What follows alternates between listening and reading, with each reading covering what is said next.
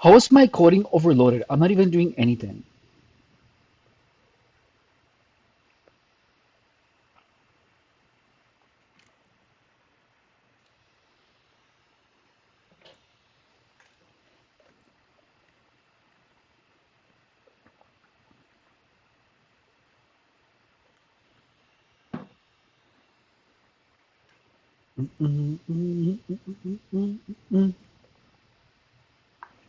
So let's see. We're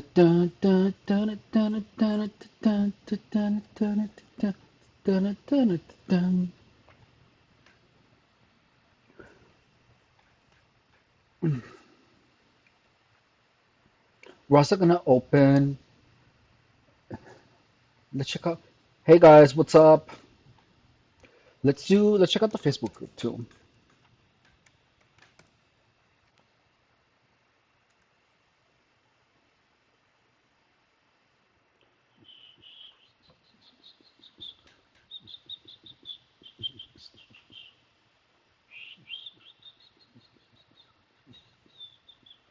Oh, really?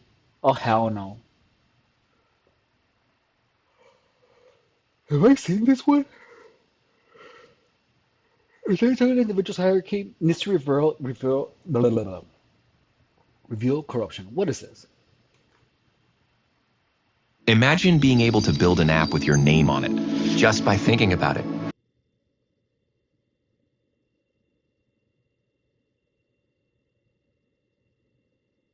To try to entrap them. Today, one thing I have identified is those who are targeted are generally individuals who have been othered in their community, whether they have different views or a different lifestyle than what's considered to be acceptable in the area that they live or in that culture, what's the norm. Or it could be someone who is a witness to a crime or a certain level of corruption that if that targeted individual were to speak out, it could dismantle an institution or a person of power or organization. And so the goal is to silence or you have a lot of money. discredit that victim. That victim could also be the heir of something of value. So those who want to take it from that targeted individual will be attacking them and trying to destabilize them in order to justify taking from them. That's exactly what happened to Britney Spears. And right now that's happening to Wendy Williams. FYI.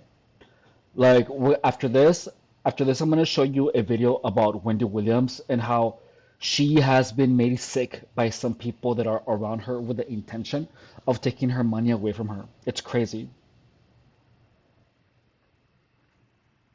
And one thing I've noticed is that, gang stalking can be very organized. It's a scheme. There's co-conspirators, and they have plots and plans to try to entrap the victim, to try to destabilize the victim, to discredit the victim. And the way this is done by the gang stalkers is to attack the hierarchy of human needs. So back here, I have Maslow's hierarchy of needs, my little makeshift board here. And I just wanted to touch on how you can somewhat determine the depth of the corruption involved in a gang stalking case by how deep the attacks go on the hierarchy of that human need or the targeted individual's needs. So, for example, we all have basic physiological needs, our human needs for shelter, sleep, air, water, food, clothing. So, at the core of stalking is generally first going to be, disrupt their sleep. If you're Yep. having harassers peering through your windows at night, or you're worried about break ins or people on your I have actually experienced that twice. About 5 months ago, someone, no, actually more like 7 months ago, I was laying on my bed and then someone literally sh was shining a flashlight right out my window for no apparent reason. It was really crazy. And that happened to me also in San Diego. I was renting a room and my bedroom had a window that faced towards the street and I saw someone at 3 in the morning with the flashlight shining like that right on my face while I was pretending to be asleep. It was really crazy. It was really, really insane. property. You're being recorded outside your home, so it makes you hesitant to go to the grocery store to Just get want to go home. food, or maybe if you get food Hey ordered, Laura, there's poison in it, or whatever the case may be. Gang stalkers will contact neighbors, landlord, have them watch you, monitor you, try to get you kicked out of your housing, making false claims to make the landlord or neighbors feel uncomfortable having you in the neighborhood based on the she's so right. lies and rumors the gang stalkers are spreading. Attacks on the victim or targeted individuals' employment. If their stability and resources are at stake, they're not getting any sleep, they don't know where they're going to live because now they're getting kicked out based upon lies, or they feel unsafe where they live because they've got people trying to enter their home when they leave, or recording them every time they make any moves. Then this core need is going to distract a victim so much trying to stay stable that it becomes much easier for those targeting to get away with whatever they're doing, whether it be theft or corruption, to keep the victim so distracted and in a state of survival and crisis by attacking these areas of their life. Next, we all have a human need to feel safe, to feel security.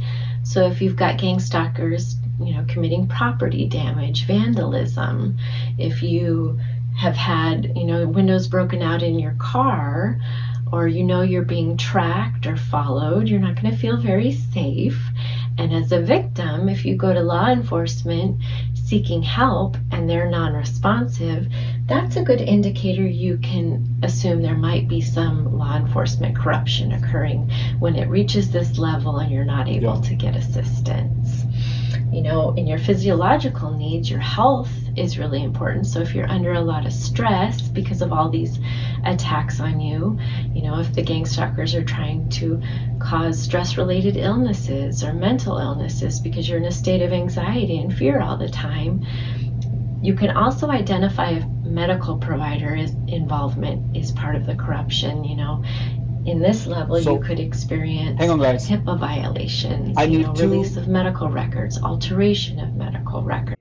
I need to put the chat on the screen. Hang on. Give me 1 second. I need to do something real quick.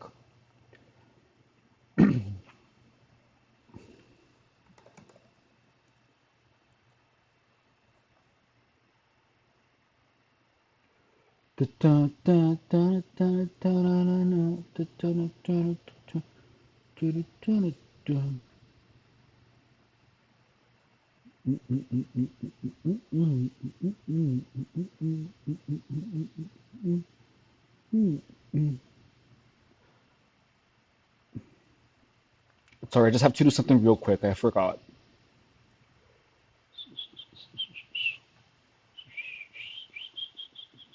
That woman was right on the money though, on pretty much everything that she said so far.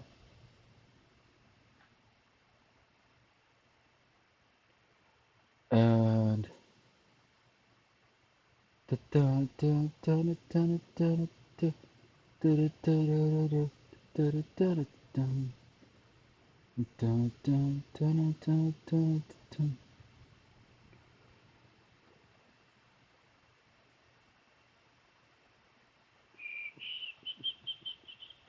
don't understand why my computer sometimes just gets low, like slow, and it's like, dude, okay, we got that, and we're closing this, and I'm gonna add the chat while that So in happens. these levels of gang stalking, we'll start to see who some of the deeper seated corrupted players are. Next, the need for love and belonging, feeling a part of being part of a community, having a sense of belonging. The gang stalkers are going to reach out to friends, to family. They're going Absolutely, to try to isolate you from any kind of support so you feel alone, that you have that's no one true. to turn to for help. And that furthers the goal of portraying the victim as being unstable, they're a loner, they don't have a support system. It becomes much easier to attack someone that appears to be alone. Exactly. Next, and deeper seated corruption, gang stalking attacks, they're going to attack the esteem of the victim, the Yep, self esteem.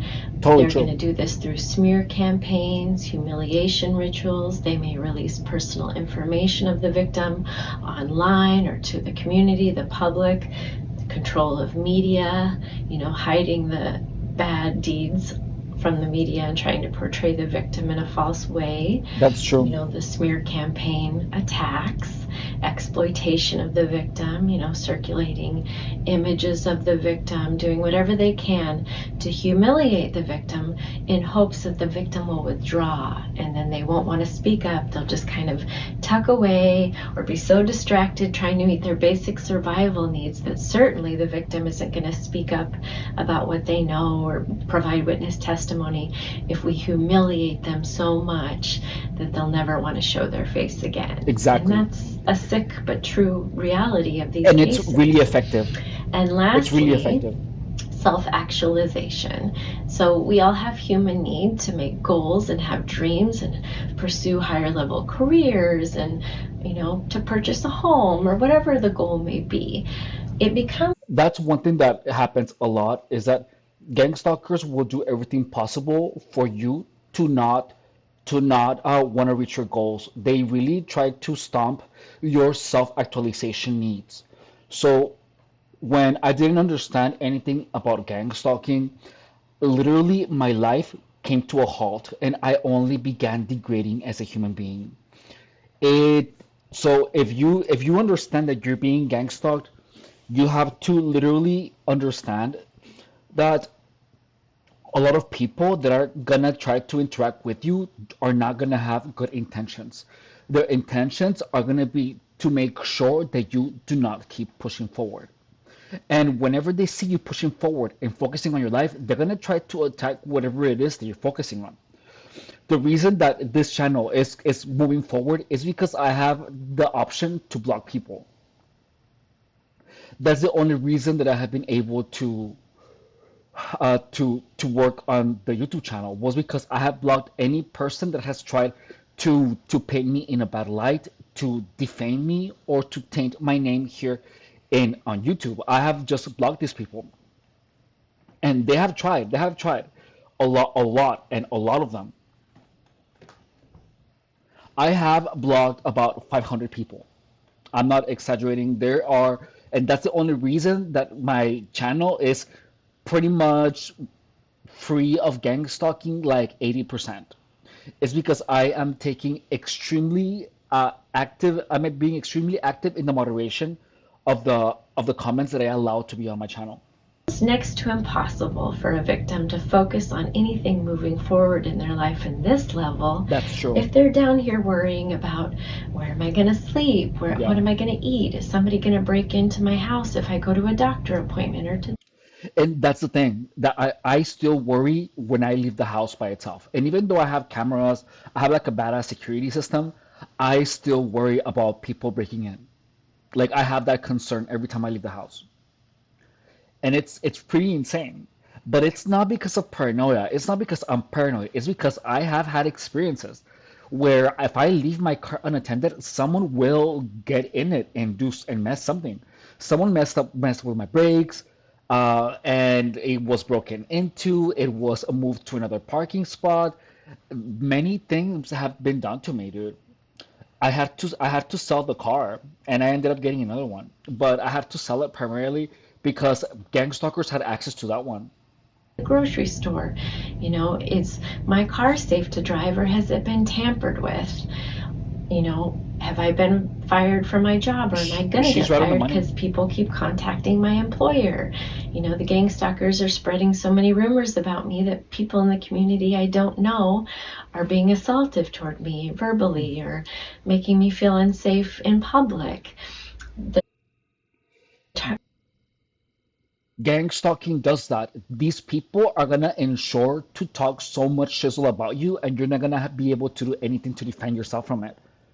It's crazy. It's really crazy. These people are gonna harass you and are gonna influence you into taking actions that will work against you. And over time, you're gonna notice that these people are taking pictures of you when you look awful. These people are literally building up a portfolio to use against you and to convince other people to participate in your gang stalking operation. It's the craziest thing ever. It's really, really insane.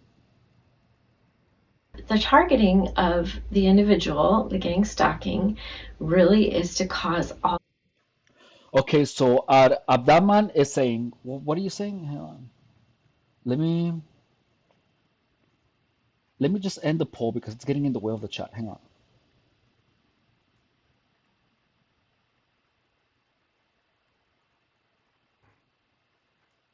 Here we go. And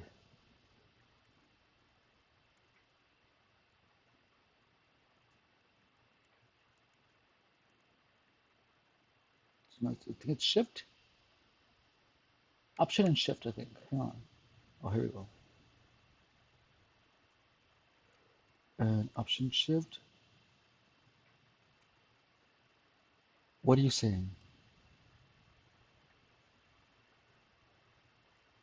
And let's see. I suffer from gang stalking. God, why is the chat so tiny?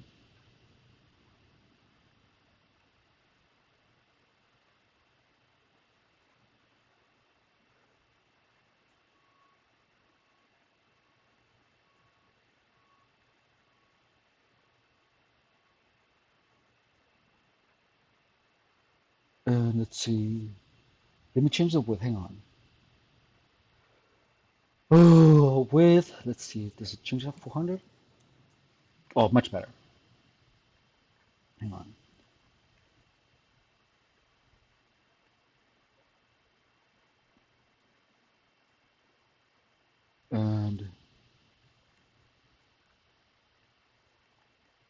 And height, maybe 550.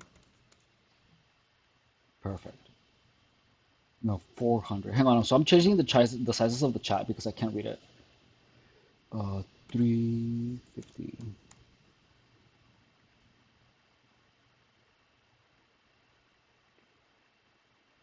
So we got this here. What is it saying? Smaller still?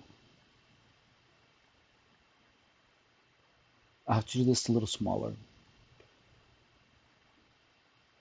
Oh, hang on. So I'm learning how to use so let's do the 400 for height and 300 for 400 for width. Here we go. That's better. So here the chat is saying, and I suffer from gang stalking, but I always see strange things happening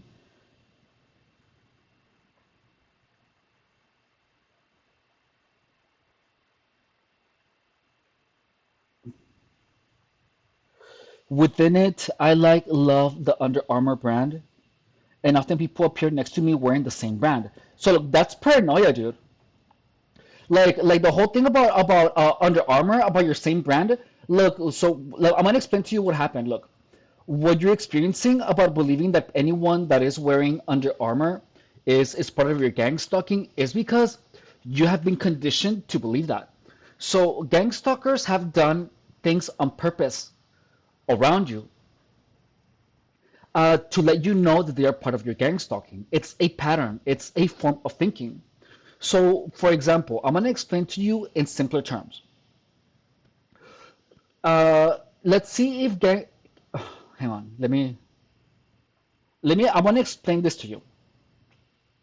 So, Abdal, look, imagine that gang stalkers for a long, well, this actually happened to me. For a very long time, gang stalkers conditioned me with headlights. When you are being gang stalked, when I was being gang stalked, people put their headlights in behind of my car purposely to bother me. There were times where I was simply parking at a spot and a car literally just pointed their headlights at me for no apparent reason other than to harass me. This happened over the years. And over time, something happened in my mind where something clicked. And when that clicked, I began interpreting all of the headlights that I would see as part of my gang stalking harassment. So because I was harassed with the headlights so much, my perceptions were fundamentally changed, and they were changed to the point where my mind began to interpret every headlight as part of my gang stalking harassment. Gang stalkers do that to you with a lot of things. They do that to you with colors, with items, with words, and the perception of these things, they twist your perceptions one by one. And and look, it is possible that for a while, gang stalkers sensitize you by being mean to you while wearing something that said Under Armour. So then, after years of that happening, your mind associated harassment, gang stalking harassment, with that brand, with the brand Under Armour, and that probably happened for maybe a month or even more, and your perception of the Under Armour just changed, and now your mind um, interprets anyone that wears Under Armour as part of your gang stalking operation. So there's going to be a time in gang stalking where you are put through this process of being sensitized to so many things that your mind is gonna start seeing patterns that are not there. So after many years of gang stalking, your mind becomes really susceptible to patterns.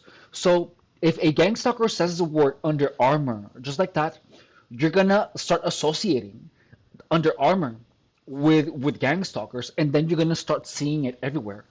It's a gang stalking induced psychosis. Gang stalking does that to you. It is a gang stalking induced psychosis. It is so sensitizing you to a brand is not very likely. Gang stalkers typically sensitize you to something that has to do with a negative experience. Probably you sensitize yourself when you thought of when you began noticing the Under Armour. That is an observation that you made, and your mind made the connection on its own. You made the connection. Gang stalkers probably didn't do that. They would sensitize you to things that trigger in you a negative emotion. Just understand that. So that's what happened. The Under Armour thing, it's possible. It's possible. And what I recommend for you to do to analyze that situation, whether or not it was something influenced by gang stalkers, is for you to sit down and work your memories, work your mind, and remember how you were harassed. Maybe gang stalkers said the words Under Armour, or they made sure that you saw the branding of the shirt. If gang stalkers awkwardly made sure that you knew that you were wearing the brand under that you saw that they were wearing the brand Under Armour, hang on, I have to make sure to speak clearly. Then yes, you will probably sensitize you to it, but you will remember that there is an obtuse intent in making sure that you notice the branding. If no one was actively making an effort to make sure that you notice that they were wearing in Under Armour branding, then you made that up and you didn't even notice. However, you have been manipulated to the point where you start seeing a lot of things that are not truly there. I hope that makes sense. If it didn't make sense, I can explain it to you again. So I was sensitized to water bottles, to the color white, to the word white, to the word loose, to the word charged, and I was sensitized one by one, slowly, over many years. And with time, my mind, when I was in a state of gang stalking induced psychosis, I began to see more patterns. But this state of mind, what this state of mind does is that it puts you in a weird psychosis where if you notice that everyone is wearing the color green, you're gonna believe, oh my God, they are using the color green to sensitize me. I have been sensitized to the color green. And next thing you know, the color green is going to jump at you. And you're going to believe that it has to do with gang stalking. But in reality, it is simply an observation that you made. Hey, Elsa. So what you have to do is to understand that it is a process of slow sensitization. It is something that if you tell anyone, no one is going to believe you because it is something so unlikely and so impossible. But I'm telling you this because I experienced it and I lived it, and I can explain to you the psychology behind it any day. It is conditioning. And there's going to be a point where you are going to condition yourself. Let's see. Uh, so, so yeah, that's the truth. Is that it's highly unlikely. So, gang stalking puts you in a state of paranoia, where you make observations that are true but have nothing to do with gang stalking. Just like if you were sensitized to red cars, you're gonna start noticing a lot of red cars. I was sensitized to the color red. And look, the thing about sensitization is that no one is gonna say a word about it, but your senses are being fed the colors. And when this happens, you're not gonna even know what's happening unless you understand the methodology behind it. So gang stalkers will drive cars that are red around you. If they know where you work, they're gonna park the cars right in front of you with the headlights on, and they're gonna leave the headlights on for you to notice. They're gonna do this for a while until something is gonna click in your head, where you are gonna be sensitized to red cars. So next time you go out into the world and you see a red car, you're gonna believe that car is a gang stalker. Just like because you were sensitized to headlights, you're gonna believe, oh, the car that had the headlights on during the day are gang stalkers. But notice that the headlights have always been there. The red cars have always been there. However, you were sensitized to see it. That's why people that are not you do not see your harassment. Only you see it because your sensitization makes you see things that everyone can see, but your perception of those things has been flipped over, has been antagonized. So that's the truth about gang stalking, is that it's a game of sensitization. Is that clear? If you understand that, just understand that that's the truth of it. Okay, so we're gonna keep watching the video. All this chaos, this disrupt, this destabilization of the victim's life, so they can then in turn say, look, this victim's not stable. You shouldn't believe anything. Which is true. Gang stalkers put me in a state of paranoia, and there were times where I was literally shook, that I was literally shaking. But there was to everyone to everyone I probably just appeared like someone that had done a lot of substances. I was tired, I was exhausted, I was harassed by a bunch of people, every day for many years, so of course I'm going to look distraught and I'm going to look tired. But it wasn't because I'm like that. I was that because I was being harassed by gang stalking. Notice that now I am. Do you guys see all of the gang stalking harassment that I put on blast? You guys see the gang stalker or not videos? And I put these on blast, so I'm dealing with gang stalking harassment every day. However, I am turning the tables by monetizing it. And let's see. So so the Abdan is saying, he's saying, and they continue to show to me throughout the day. The cars of this company keep passing by me all the time.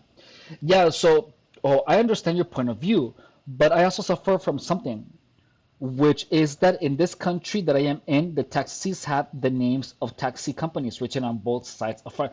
Dude, and they continue to show it to me through during the day cars. No, so that's you being paranoid, dude. That's you being in a state of psychosis. You need to stop using substances. You need to be out from the reach of these people. You have to, like, what you're talking about right now, that's literally a state of gang stalking induced psychosis. So stop stop consuming substances, don't get drunk, don't gamble, don't meet any people, and read something. You have to stop engaging with content that is fitting you, the narrative. You have to stay off groups where people are going to be pushing the thing about, oh my god, I'm hearing B2K, oh my god, I am attacked by the government. You have to stay out of those because they are going to dig you deeper. That content is the worst type of content that you can consume when you are gang stalked. Limit all the gang stalking content to the content you find in this channel, because this channel, I I keep you out of the delusion of gang stalking. People have paid me hundreds of dollars because this content helped them snap out of it. Please understand that, and I'm offering this content for free. So watch as much of the content in this channel as possible, and I promise you, you're gonna understand gang stalking for what it truly is. What you're experiencing right now, Abdil Amar, is paranoia, and you were probably sensitized. You're in a state of psychosis. So stop using drugs, stop smoking weed, stop talking to any person that talks to you about illicit substance use. Anyone that even casually mentions it, stay away from them. The hardest part is to stay away from people that are at work and that are gang stalking you. To those people, you have to tell them to not speak to you. You have to tell them to not speak to you because they're gonna speak to you only with the intention of extracting information from you, only to find ways to harass you further. So tell those people to not speak to you. And anyone that you believe is a gang stalker, tell them to not speak to you, unless it's absolutely necessary. Cut ties with anyone that has ever participated in your gang stalking operation, regardless of you being sure that they are gang stalkers or not, because you're never gonna be sure that anyone is a gang stalker. That's what gang stalking does. Gang stalking keeps you in a state of doubt and confusion, where you don't know if anyone is a gang stalker or not. But trust your instinct. Your instinct. If someone makes you feel like a target, stop talking to anyone that makes you feel like a target. And in a couple of months, if you follow what I'm telling you, you're gonna snap out of it. Trust me. That's the only reason that I'm here telling you all of this, because I understood how to get out of it. So user unknown is saying, "Hey Elsa, hey user, they do things, but your mind grabbed them because of the drugs." Yeah, that's true. Good night, Elsa. People who are abused by family are susceptible to. Yes, yes, I was abused by my brother when I was younger. The abused mind hasn't processed trauma and it will hold on tight to everything. Yes, when so many people feed off the attention. Yeah, so you have to understand that you have to stand your ground. You have to stand your ground. If someone is being mean to you, just make sure that they cannot speak to you. It's super easy for them to get wrapped up. It's everyone in the service industry or eating out. What do you mean, user unknown? They have to say they should be excluded from providing testimony or in. I don't using weed or any drugs, and I am cutting all of my relationships with anyone about me, friends and family, because all of them and this. That's what you're gonna have to do. That's what you're gonna have to do.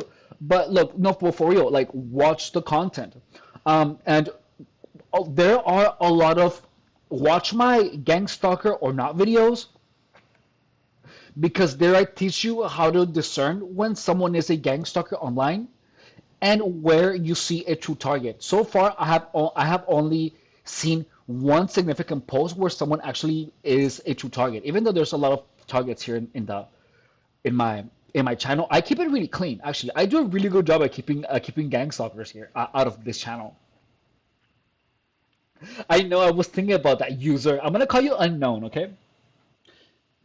At the stores, the only people that I live are the few who don't actually participate. Yeah. So, Al Abdelmar. So anyone, look, if you are ever dealing with the police, as soon as a cop stops you, you start recording. Start recording.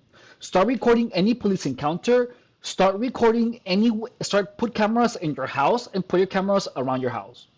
Like you have to put cameras because if you're getting gang stalked, people are gonna try to get into your house.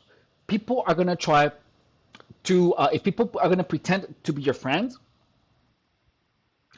only so that to get close to you so that they can do things to you when they're close to you or in your house.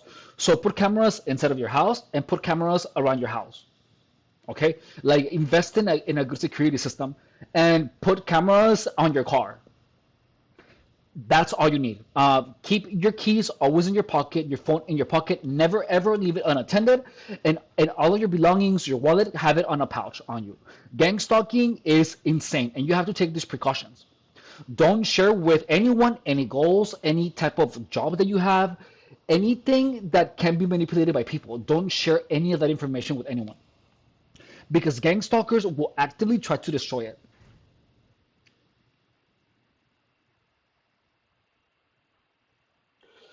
People are okay with toxic treatment and don't know disorder when we interact. Yeah,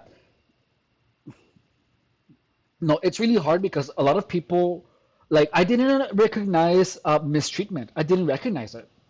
I really didn't recognize it, dude. And didn't do anything about it because I was just like, I guess I kind of like disassociated from it. Hang on, I need to use the restroom. Hang on, I'll be right back.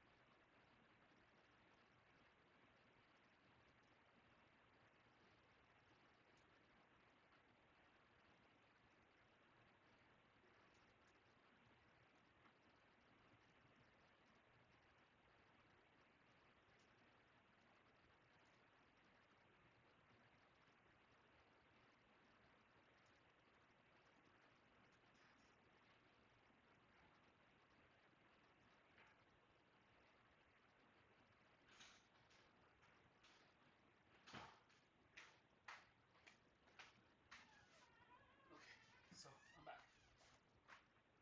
I'm gonna I'm gonna I'm gonna change shirts. Hang on. Don't look at my milkers, okay?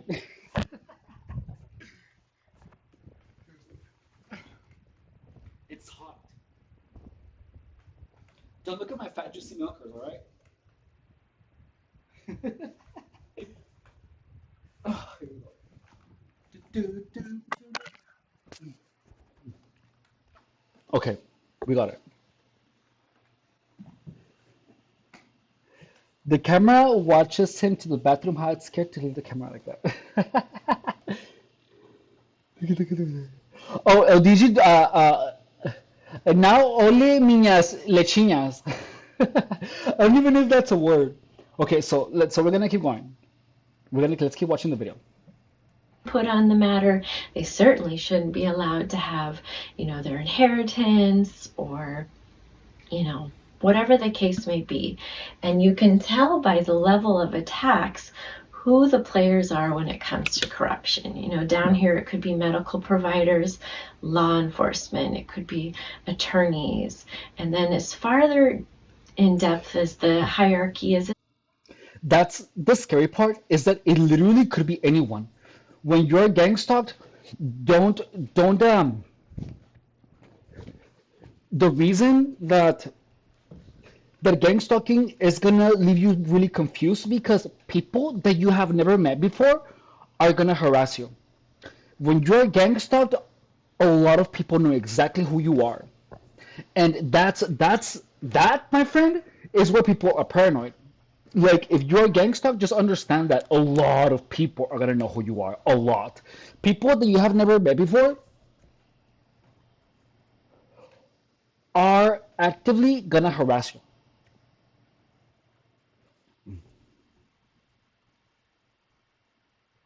Have you tried to find out who these people are around you, such as trying to learn hacking or learning radio matters to find who they are? I have the email of one of my gang stalkers, but I don't need to find out who they are. I don't need to. I already know. It's like I already know. That's why I blocked them. I had to learn how to recognize them by their typing patterns. Like, I had to know. And I'm really good at that. So, like, I made a video where I caught the email of someone. Gang stalkers cannot communicate with me unless I allow them to.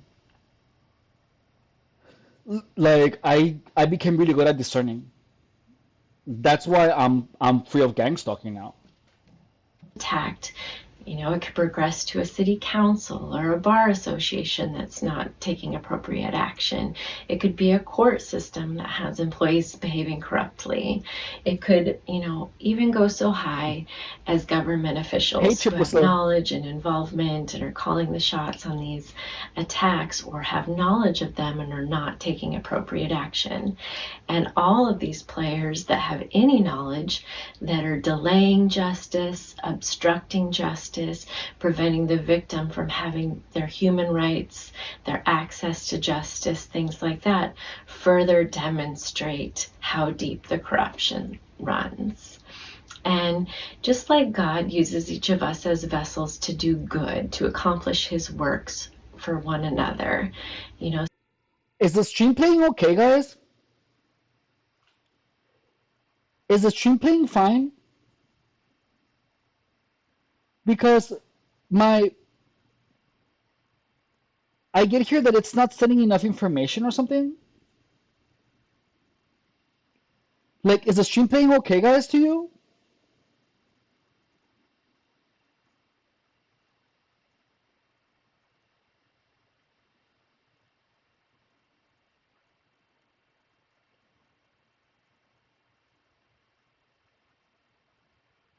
I just want to make sure everything is okay.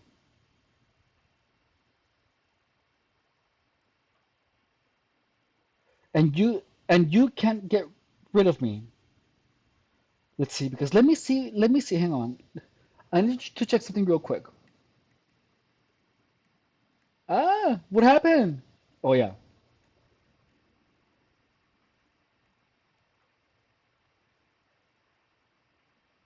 What, did I close studio?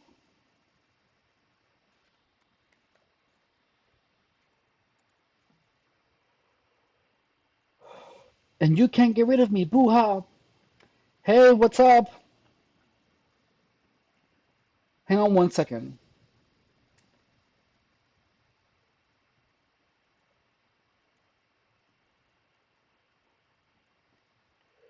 I need to check something on the stream real quick.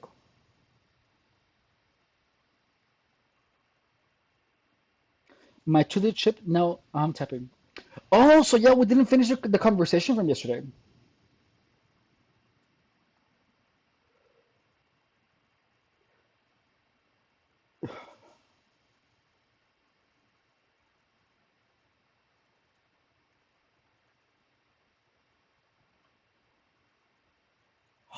I just need to check how much.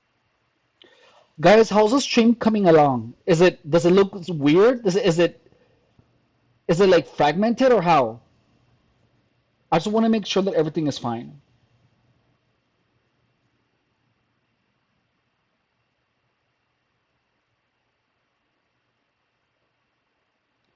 And look, so look, I'm gonna show you this.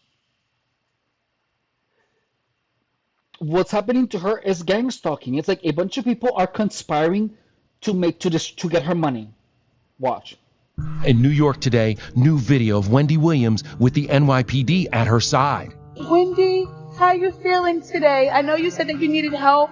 Okay, so Wendy Williams is allegedly ready to spill everything. And when I say everything, I mean she's supposedly naming names, pointing fingers, and exposing the people she believes are responsible for what happened to her. Now, we've all watched Wendy's health decline over the past few years, right? But according to rumors swirling around right now, this wasn't just some unfortunate medical situation. People are saying she was intentionally weakened, like strategically broken down, so she could be silenced and, even worse, drained financially. And if that wasn't dark enough, there are allegations floating around that she was given harmful substances over a long period of time. Like, are we talking about a slow poisoning situation? Because that's what it's starting to sound like, and the internet is absolutely spiraling over this. Now hold on, because this part is going to make you rethink everything. Wendy's son, Kevin Jr., reportedly tried to speak up about all of this way earlier, but at the time, people weren't listening. In fact, most of the public assumed he was just another opportunistic kid trying to get access to his mom's money. The narrative You're driving, phone buzzes, bad news hits, heart races, thought scatters. Here's Really, a commercial? 2-minute reset I teach every client to Really? stay calm under fire. 30-second. was ugly. People were calling him greedy, saying he was exploiting her. I'm just pausing it because I feel that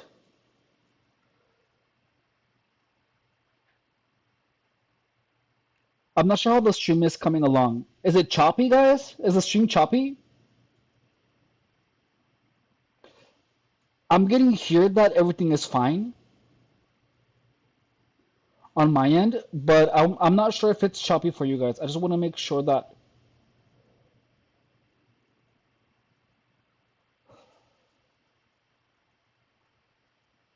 it's not choppy for you guys.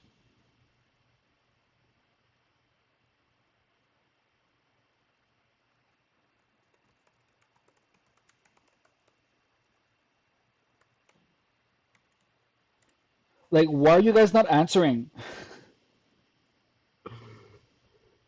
Okay, so here we go.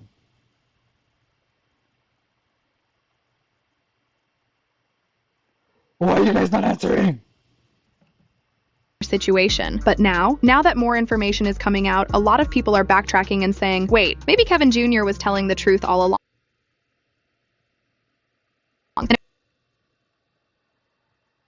There we go. If that's the case, then we ignored someone who was literally trying to save his mother. I feel like the Guardian has not done a good job of protecting my mom. As long as she has people around who are yes people and know that she's not getting the help that she needs or getting better, I'm afraid that she could die. I've got so much money. I want it for my son. Let that sink in. So let's talk about Sabrina Morrissey, Wendy's court-appointed guardian, Notice because this is how she's all crying. She's all, I got so much money. It's like, imagine just like you're crying because you got so much money. I got so much money, you guys.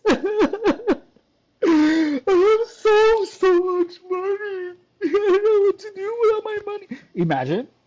where things get real suspicious. Public opinion has completely turned on Sabrina, with people now speculating that she may have been actively keeping Wendy sick. And here's the thing. Reports say that Wendy was actually doing fine before the guardianship was put in place. But after Sabrina took control, Wendy's health took a nosedive, a rapid, alarming decline. And then, to make matters worse, Sabrina allegedly told the courts that Wendy was permanently incapacitated. Permanently. As in no hope of recovery. But a lot of people found that claim deeply suspicious, especially when earlier reports had suggested Wendy was on the mend. So what changed? Why the sudden who's going to be saying that you're permanently incapacitated?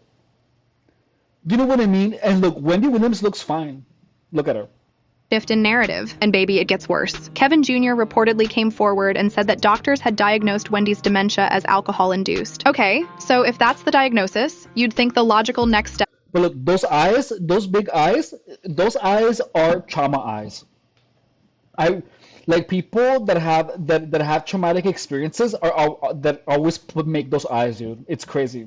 would be to restrict her access to alcohol, right? Wrong. According to allegations, Sabrina didn't cut off the alcohol. She allegedly kept providing it. On top of that, Wendy's family was reportedly denied access to her. They couldn't see her, couldn't check on her, couldn't intervene. People found it deeply concerning that Wendy was being isolated while simultaneously deteriorating. Like, who benefits from keeping her away from the people who actually love her?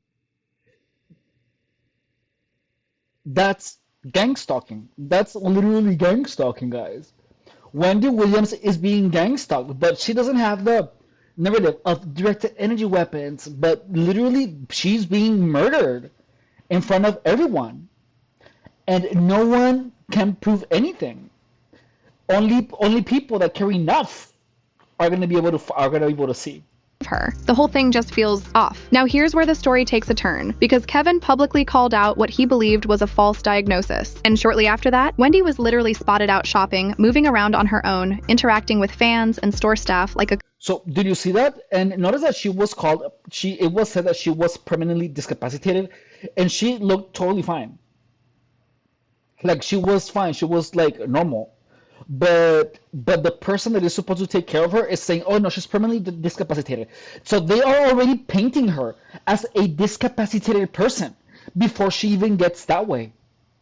And notice that the person that was taking care of her was saying that she was discapacitated, was giving her drugs, and was giving her alcohol, even when the doctor said that she wasn't supposed to have alcohol. Like, that's gang stalking, dude. That's another version of gang stalking. In my case, I was being told that everyone, the rumor was passed around that I was a drug addict, a drug addicted nymphomaniac. And guess what? Whenever I logged online, all of these people were throwing up, oh, do you shoot up? Do you do this drug? Do you do this drug? And people wanted me to talk. People entice me to talk about spicy activities on all of my apps. Whenever I logged on to like Grindr or whatever, people would bombard me with all of these questions with the intention of turning me into a nymphomaniac. Well, they were busy spreading the rumors, and then they would screenshot those conversations and they would show them. Notice that it is a thing, guys. Gang stalking is a thing. People will mess with you to make you appear crazy. It's a thing. It's all over the internet. It's happening all the time, and it's something that is so common. Like, are you guys hearing this? Like, it happened to Britney. And look, I'm not trying to put myself in Britney's shoes. I'm not trying to say that I'm like Britney.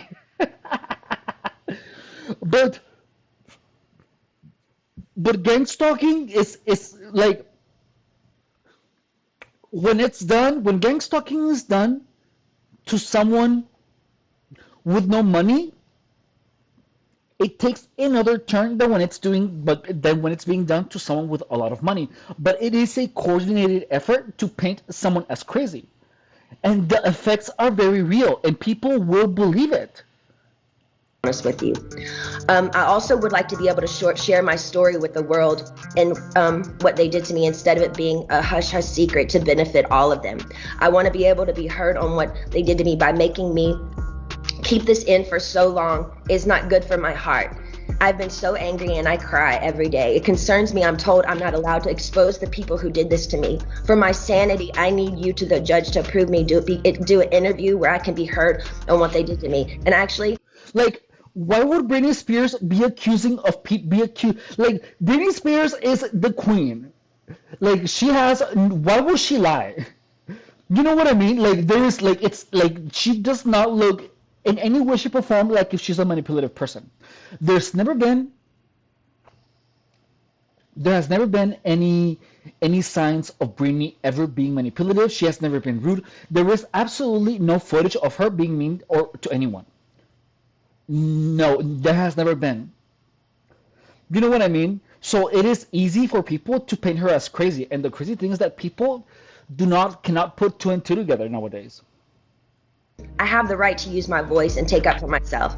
My attorney says I can't, it's not good. I can't let the public know anything they did to me, and by not saying anything, is saying it's okay. I don't know what I said here. It's not okay. I don't want to interview. I'd much rather just have an open call to you for the press to hear, which I didn't know today we're doing. So thank you. I'm saying is, look, they tried to medicate me. I was exhausted. They wrongly diagnosed me. And they when I asked them how much lithium did you want to put me on exactly, it took them 4 days to answer because they were embarrassed about the amount. And now Wendy. Notice how specific that is. Notice how specific that is. Like, people say that other people are crazy, they call you crazy, but a lot of the evidence is undeniable. And that the problem is that we don't talk the moment it happens. That's the problem. That's the problem with gang stalking, is that we are told people are gonna believe that you're crazy. Yeah, but it's gonna get worse. People are gonna you are gonna allow people to believe the false narrative if you do not speak at the moment that things are happening to you. As soon as anything happens to you, you have to talk about it. Because if people are already trying to paint you as crazy, you have to make sure to voice out the intent of these people of driving you crazy. You have to make sure to publicize it. Because if you stay quiet in the moment, you're only making things worse for yourself.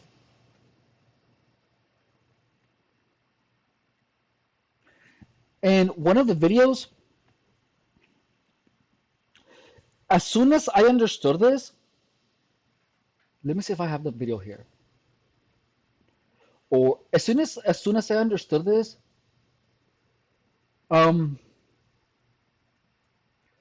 I began to publicize all of the actions that people that I used to talk about everything that people did to me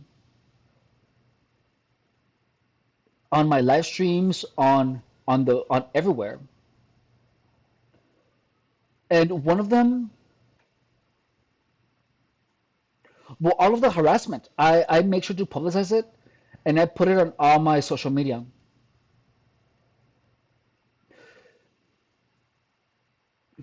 So for example, on this one right here, this guy that I had never met before, he just posted this. Dude, you act and sound like a psychotic individual. Get help. Even when what I'm doing on my video is talking like how I'm talking to you guys. And people that you don't know are gonna come out of the woodwork and accuse you of things. Like here. Like someone said, why is this trash on my recommends? Already said no, F off. Like, notice that this person is being obtusely mean for no reason. And so when you read this implies that this person has already put a message on my chat, because he's saying, why is this trash on my recommends? I already said no. So this person must have more than 2 comments. But look, YouTube keeps track of how many comments someone puts on your channel. And this person said, why is this trash on my channel? Recommends, I already said no. And this same person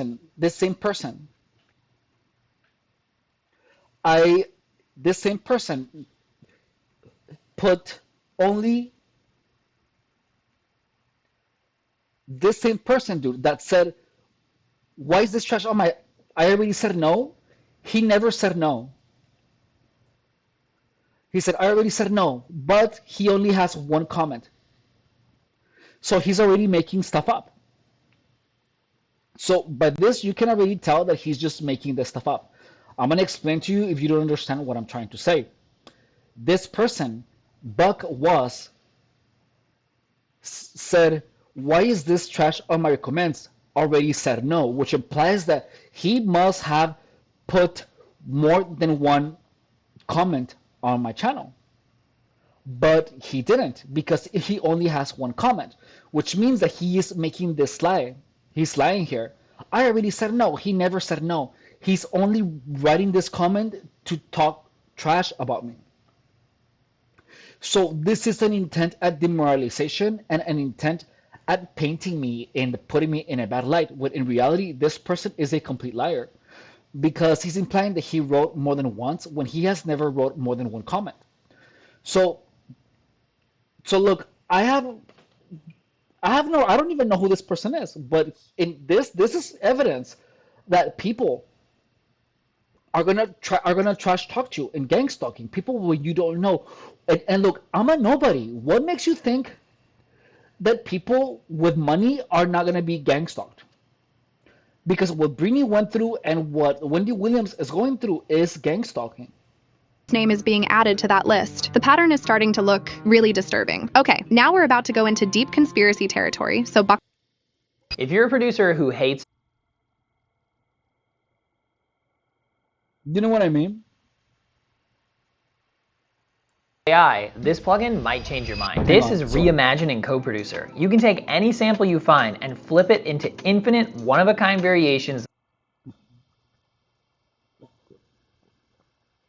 Buckle up. Some people online are speculating that Diddy might be involved in all of this, though to be clear, there's no confirmed proof. But let's rewind for a second. Wendy and Diddy have history. She once accused him of inappropriate behavior, claiming she was sent photos of him with another man. And after that, reports say Diddy allegedly sent people to intimidate her. The story about Wendy Williams. She got fired from Hot 97 because she had a picture of Puffy. So if you don't mind, give me the story from your point of view and what was in the picture. We were in Cancun. For whatever reason, dude was playing with Puff. He went behind him and grabbed his trunks and pulled them down. Some girls that was taking pictures. They took that picture and emailed it back to Wendy Williams. Wendy Williams said she had him in a compromising position and like he was gay, something like that. She was gonna put it out. Wendy had shown people that email. Puff told Hot 97 if they didn't get rid of her before he got back in New York, that they was not going to get any music from any of his friends, any of the record labels executives that was cool with him. Everybody was going to boycott their station. We was out in LA for about 3 days before we landed back in New York. Wendy Williams was in the radio station in Philly. He was fired. We come from a very homosexual era of hip hop as well. There was a radio personality once upon a time. Her name was Wendy Williams, and she was practically burned at the stake for talking about such. And now it's all come full circle. There were many situations, none of which to talk about, but there were many situations back in the day in my career, and it's all coming full circle. So yeah, there's bad blood here. And people are wondering, could this go deeper than we think? Wendy also publicly questioned the whole Shine and Club shooting incident back in the day. She was one of the early voices calling out the Cassie situation before it became mainstream news. Puffy wants Cassie back. Oh, it's been all over social media. Puffy posted a picture of Michael Jackson's song, Lady in My Life, and wrote, if anyone sees Cassie this weekend, please tell her to listen to this song 100 times. I suggest don't use social media, though, to reach out. I think this is a grand overture from Puffy. I don't believe he really wants her back. I believe he probably treated her at some particular point like a possession, like a possession. And if you really care, then you'd reach out privately, not publicly. Real bad. Yeah. Real bad blood. The worst blood. The worst blood. You almost wanted to run you out of New York at one point, right? Well, not run, like push you out of New York at one point. He had you ran out. You give him full credit for that? Okay, cool. He had you ran out of New York. And even though they supposedly resolved their issues at some point, a lot of people think that reconciliation was just for the cameras. I must say it's been a long time coming. Yeah. And I want to just tell you how proud I am of you, because I don't think you get enough credit for being the first one to really cover our culture, hip hop culture, and also hip hop celebrities shedding light on our culture and our people. And thank you very much. In fact, during a TV interview, Diddy allegedly made. So, okay, well, that's enough of that. But please understand that gang stalking is incredibly common. Like, it's not something that is super far-reaching, where it's like, oh, it's impossible. Like, gang stalking is literally an effort of a bunch of people, of a bunch of haters, or people that are jealous to bring someone down. So let's check out more gang stalking content because that's what we're here for. Woo! And let's see. The disturbing world of gang stalking. This must be new. Let's talk about this.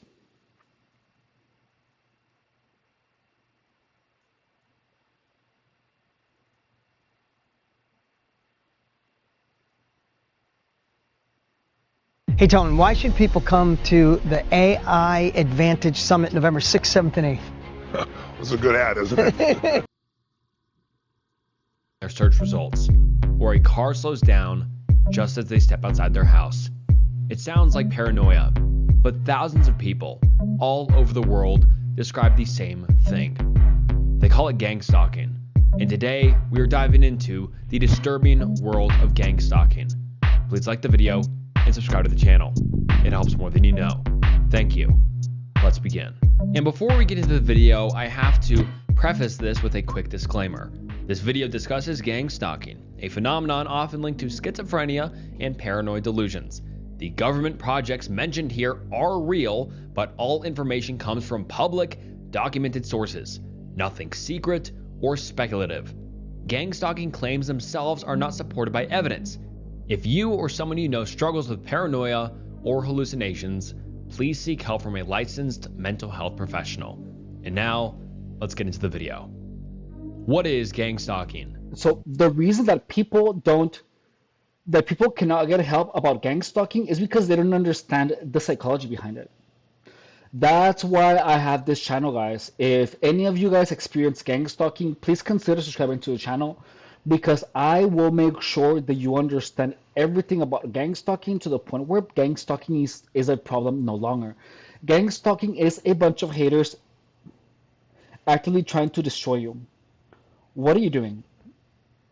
We're dissecting gang stalking content. We're talking about it. And I'm actually hungry, guys. So let me see. I want to eat something. Hang on.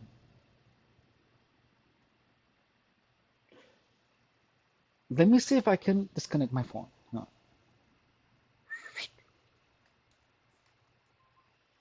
Oh yeah, here we go. We good. Okay, so let's go get something to eat, yeah? So I can't see the chat right now, but I just want to like hang out for a little bit. This is weird. It's weird. It's weird so that I cannot. It's weird not seeing. It's weird not seeing what my camera is looking at. So I'm just gonna have something to eat right now. And that's what we're doing. Hang on. Because I'm hungry. And all we're gonna have is just some rice. Oh. Some rice and beans.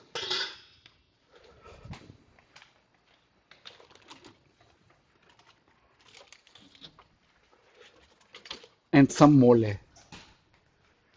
So it's very important for you guys to understand that gang stalking is real, but the reason that normal people can't see the evidence is because gang stalking messes with your perceptions. So you perceive things that are typically have nothing to do with gang stalking as gang stalking related. You are sensitized for words, and gang stalking is undetectable. You really can't see gang stalking. Only the target can see gang stalking, dude, which is the craziest thing about it. Only the target will be able to recognize the gang stalking cues. And other gang stalkers too. And the gang stalkers that know about your operation. It's one of the things that if you know, you know. And if you don't, you're not even going to recognize it even when it's right in front of you. So we're having beans, we're having rice, and we're going to have some mole.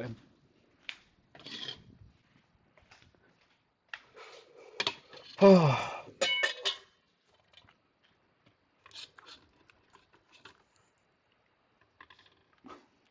1, 2. So this is my second meal of the day. I had a banana. I had rice, beans,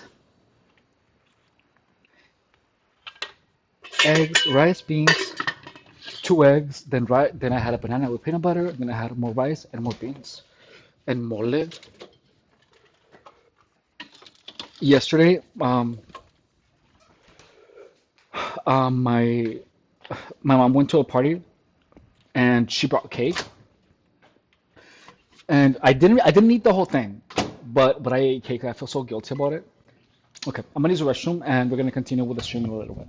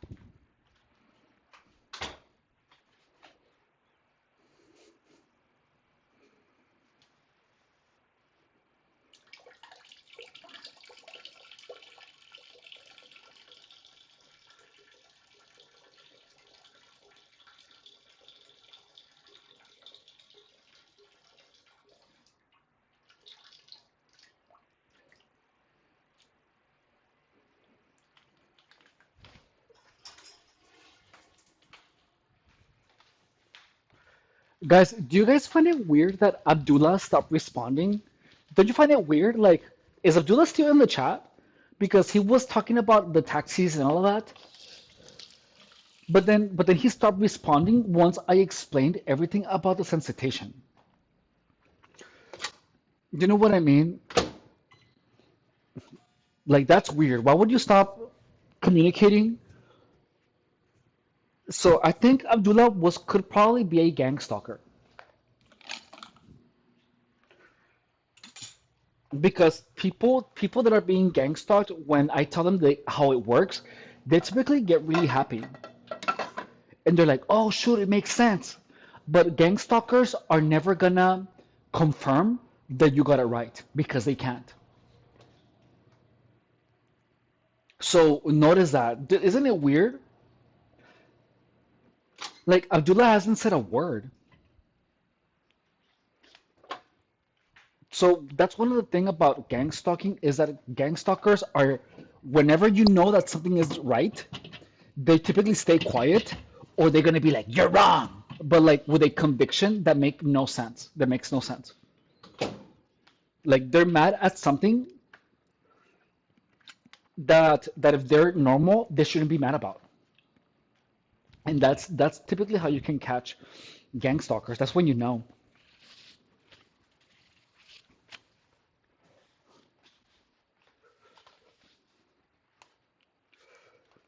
And here we go.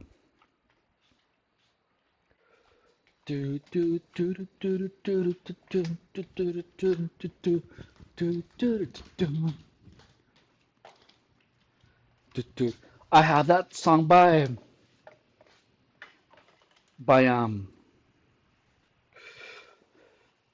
what's her face? By Taylor Swift's Ophelia. I have that song stuck in my head. I love that song. So Big Mike is saying, "Are you being gang stalked?" I have been gang stalked, Mike, for the past couple of years.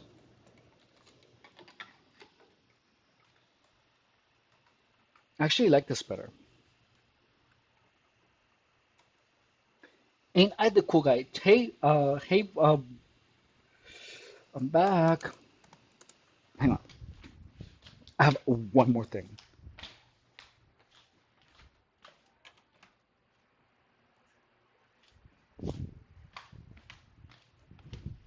Okay.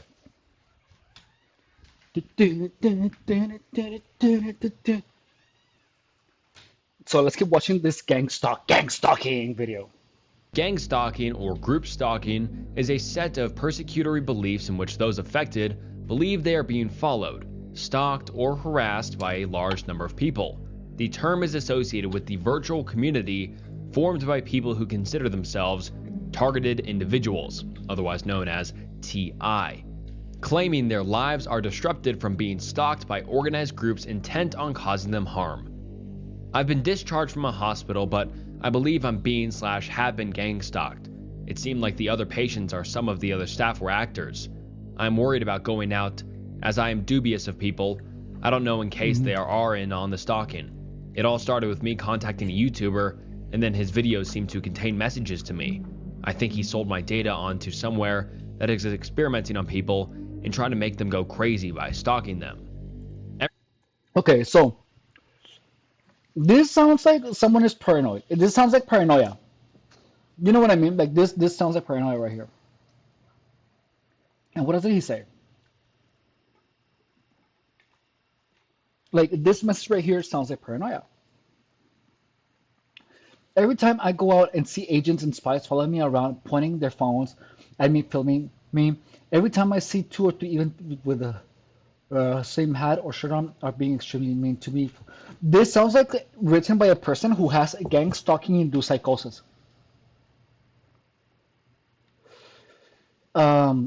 People are being extremely mean to me for no reason. Now, like this makes sense. People are being this makes total sense. When I was at the grocery store like 2 days ago, I saw this group of men in black. They were following me from aisle to aisle. When I changed like 4 aisles, I turned and I saw them standing like 2 feet away from me. Gang stalkers will tend to do that. So this is the thing that gang stalkers do with the intention of pinning you like crazy. Gang stalkers will do things that people wouldn't believe. This happens, dude, guys. This happens. They weren't looking for anything. They were just staring at me. I've experienced this. I've actually experienced this in person. I was shocked. They were some old man following an 18-year-old girl. It's so messed up. Keep in mind, and this is from a woman. Keep in mind, every time I go out, I see agents and spies following me around, pointing their phones at me, filming. She's messing it up by calling them agents and spies. You shouldn't call them agents and spies. You call them strangers, perverts, degenerates. You want to call them everything under the sun except gang stalkers or spies or agents, because that's only going to feed into you being paranoid or being crazy. You call them just normal people, dude.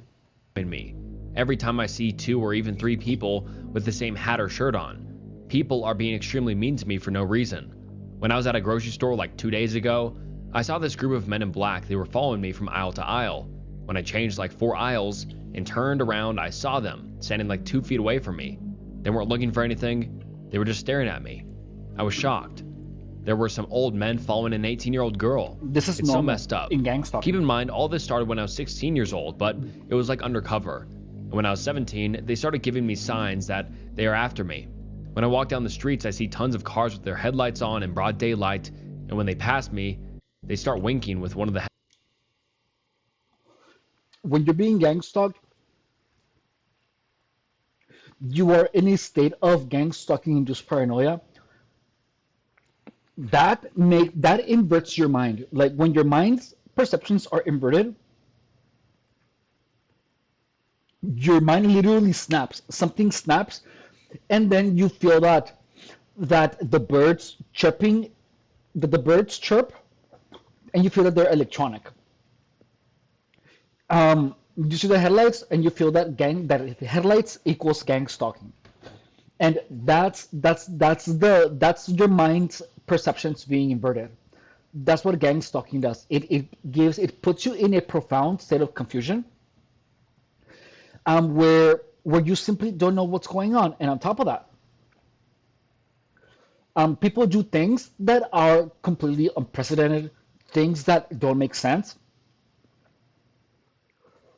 This in itself really messes with you, and because it doesn't make sense, you're left thinking about it. Gang stalking is you being stuck in your head thinking about gang stalking. Your best weapon against gang stalking is actively pushing your mind away from thinking of the things that people are doing to you. Because you're getting gang stalked You have been successfully gang stalked whenever you're thinking about gang stalking. The only true exit of gang stalking is to not think of gang stalking at any time, at any point. Like people, gang stalkers do things to keep you thinking of gang stalking, and that's the thing, is that you have to make sure to truly stay away from those people. Anyone that is actively acting or doing things to keep you in a gang stalking state of mind, where you are continuously thinking of the experiences produced by gang stalkers, that is actual gang stalking harassment. And as long as you're stuck thinking about gang stalking,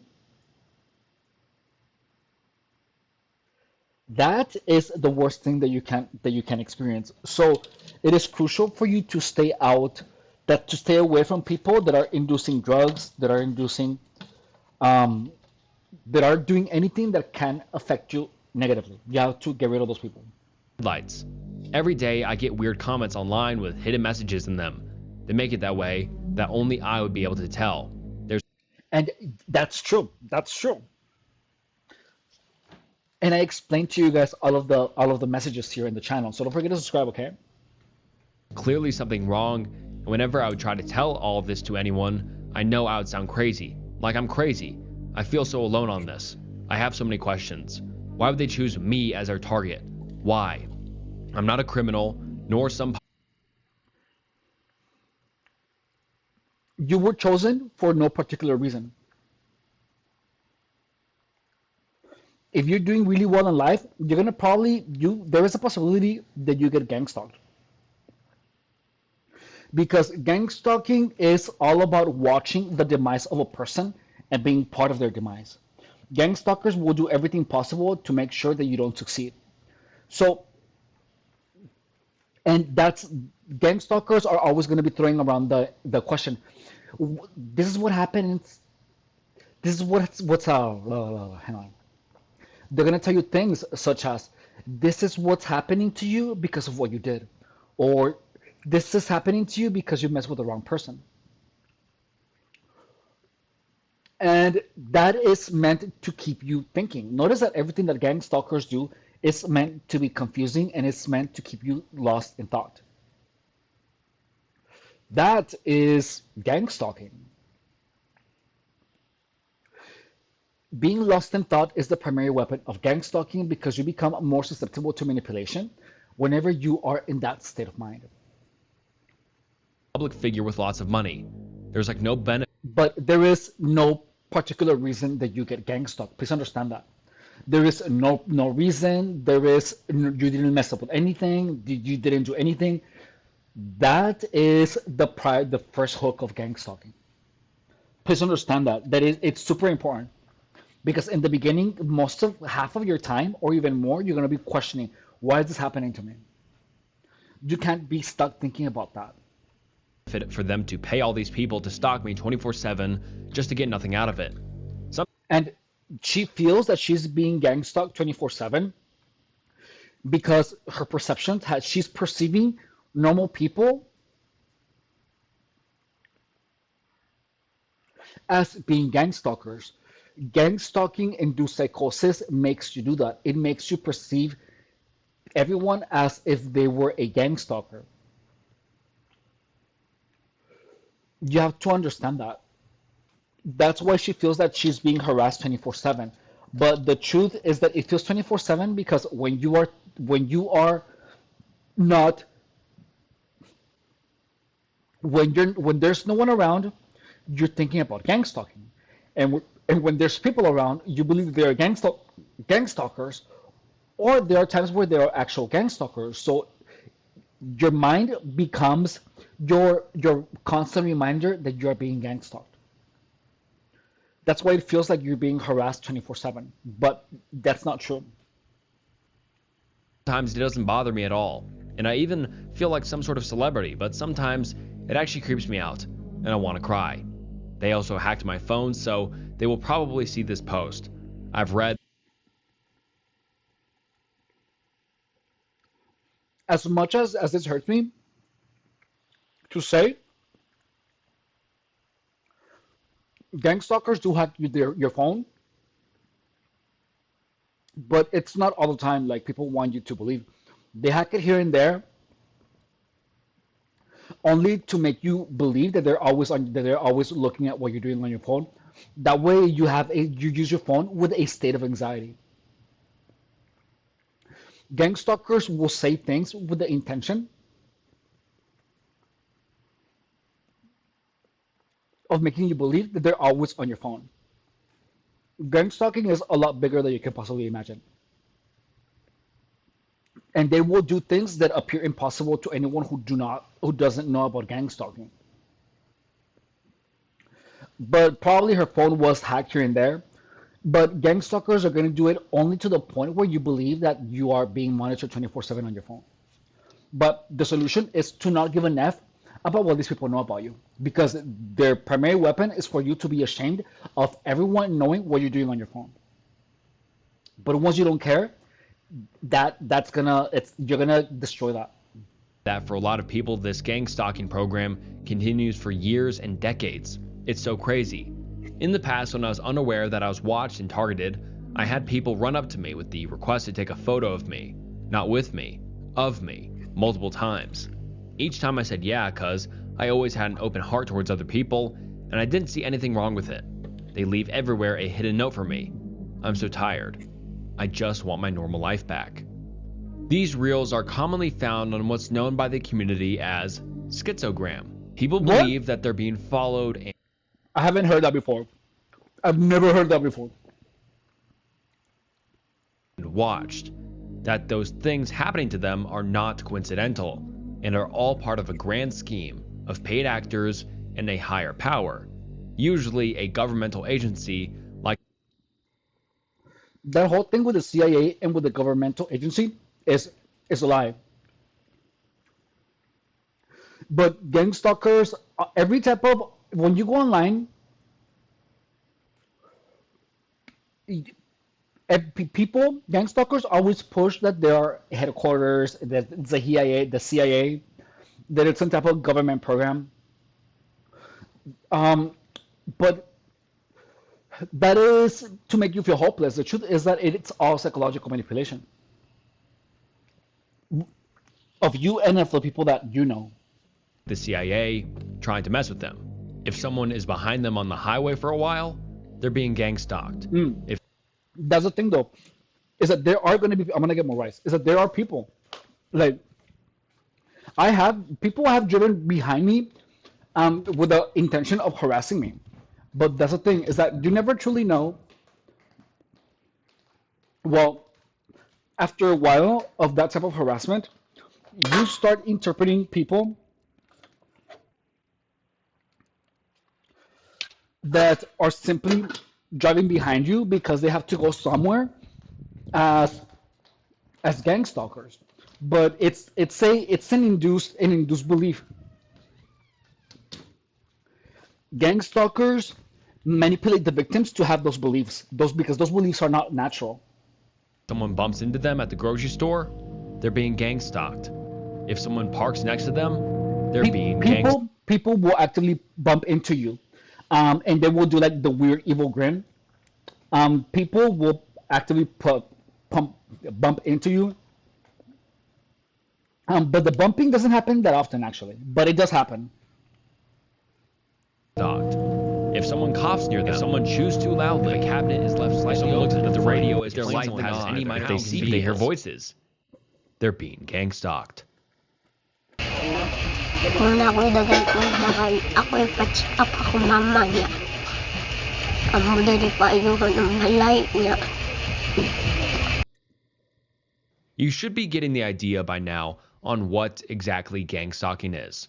But the common theme people see with gang stalking is that it's usually in line with schizophrenia and schizophrenic tendencies.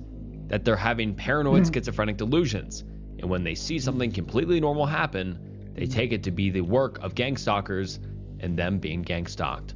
That's because the first recorded it's a combination of both. And by a combination of both, I mean that the gang stalkers confuse you to the point where you do not know how to differentiate between a setup and between normal life. And the thing is that it's a play on perceptions. So because your perception has been messed with, you're the only one that's going to see it. For example, if I harass you with red cups, and if let's say that I always have a red cup around you, and I'm like this, and I call you the F gay slur, and if a bunch of people do that to you, a bunch of people call you like the F gay slur whenever they have a red cup. Let's assume that, or a protein shaker in general. So I'm gonna explain this to you. I'm gonna explain to you some of the psychology behind it. So look, if imagine that you're the target, right? And I'm 10 people, and all of us have a protein shaker, and we make sure that you see it, and we walk by you and call you the F gay slur, right? We do that for months. And then we start purposely leaving protein shakers around you for you to see in the red color. Let's assume that it's red protein shakers. And we make sure that every time we are holding a protein shaker that you see me working a protein shaker or any of us, we call you the F gay slur. That way your mind associates the red protein shaker with the word gay. So what that's doing is that it's conditioning your mind to remember every time someone that you saw with a protein shaker calling you the F gay slur. So whenever you're walking around your normal life and you see someone with a protein shaker, you're gonna think the F gay slur. Every time it's gonna be activated. That memory, that thought, is gonna be activated by you looking at a protein shaker. But notice that it took months for that to happen, and it's only your mind. So if all of a sudden gang stalkers are harassing you by putting a bunch of protein shakers around you, you're gonna know that it's a harassing towards you. We're all practically calling you the F gay slur.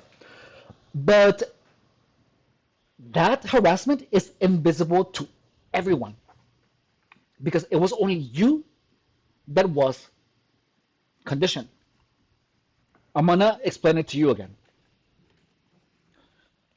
So, assuming that I'm a group of 30 people and we're gang stalking you, and we all have a protein shakers, right? We are at the gym and you frequent the gym a lot.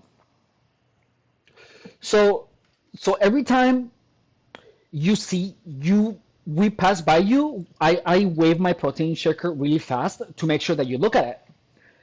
And then while you're looking at me, I'm gonna do an evil grin, and then I'm gonna call you the F gay slur. You know, I'm gonna be like, or I'm gonna do that, and when I see that you see it, I'm gonna walk by you, and then whisper the F gay slur. And then if you confront me, I'm gonna be like, what are you talking about? I didn't say anything. I'm never gonna confirm. No one is ever gonna confirm to you that any of us called you the F gay slur. Over time, whenever you see a protein shaker, your mind is going to replay memories of all of the people calling you the F gay slur. And you're going to remember protein shaker and the gay slur and gang stalking. You're going to know that we're calling you the gay slur whenever we wave a protein shaker, because your mind is going to replay those memories, and you're gonna either remember the visual memory of any of us calling you the F gay slur, or you're gonna hear in your mind a voice of any of us calling you the F gay slur, or both. But your mind is gonna play one or the other. So over time, we don't even have to call you the F gay slur anymore. All we have to do is just do this with our protein shaker, and you're gonna hear it in your mind. You're gonna hear it in your mind, the F gay slur. You're gonna hear the word in your mind, and it's gonna stay like that, because all that we have to do to upkeep that is we only have to do it here and there. We have to just walk with our protein shaker and wave it really fast, and then just be like this, or we can just whisper it when we walk by you. And what we can do after we're done sensitizing you for like weeks or whatever, all we have to do is make sure to be ready with a bunch of protein shakers around you. And all we're gonna do is that we're gonna place protein shakers in a bunch of crazy places purposefully. And every time you see a protein shaker, you're gonna think the F Geisler.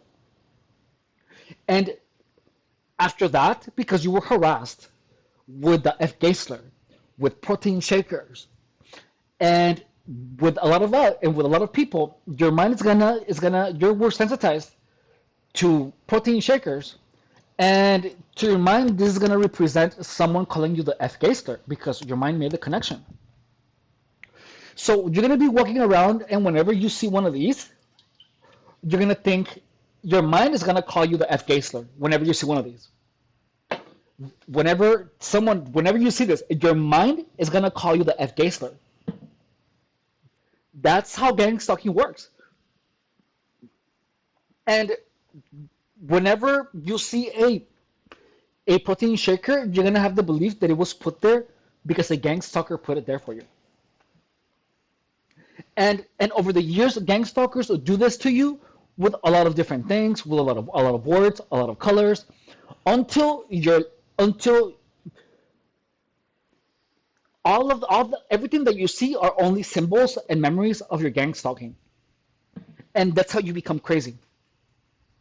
It's that simple. It's a bunch of sensitization. That's it. That's literally how these people are believe these things. Case of schizophrenia.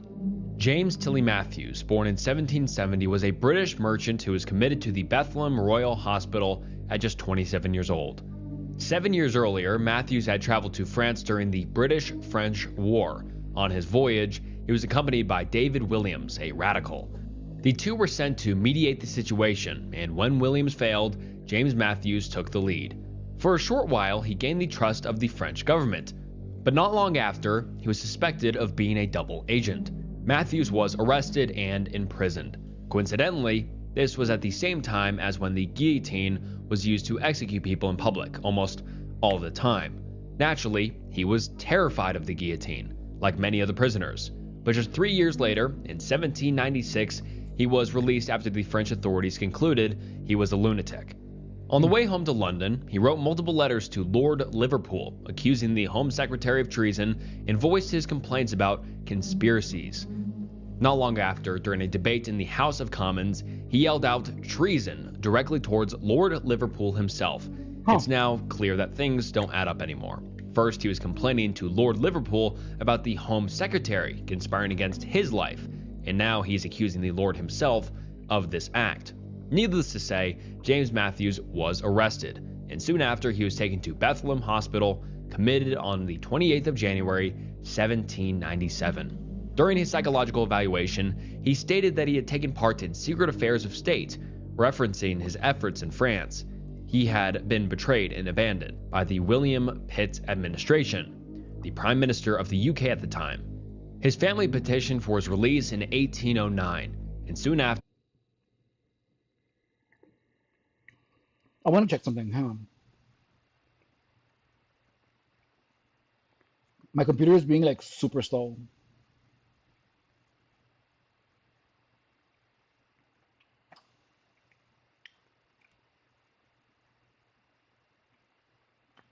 Hang on. I just want to see how the stream looks.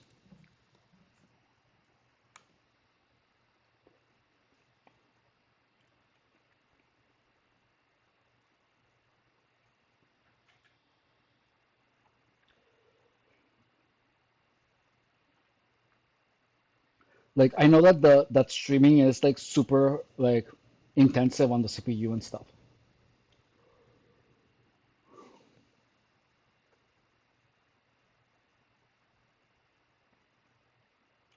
Because no one is telling me if it's choppy or not. Why are you guys not telling me if it's choppy? Why are you doing this to me? Why?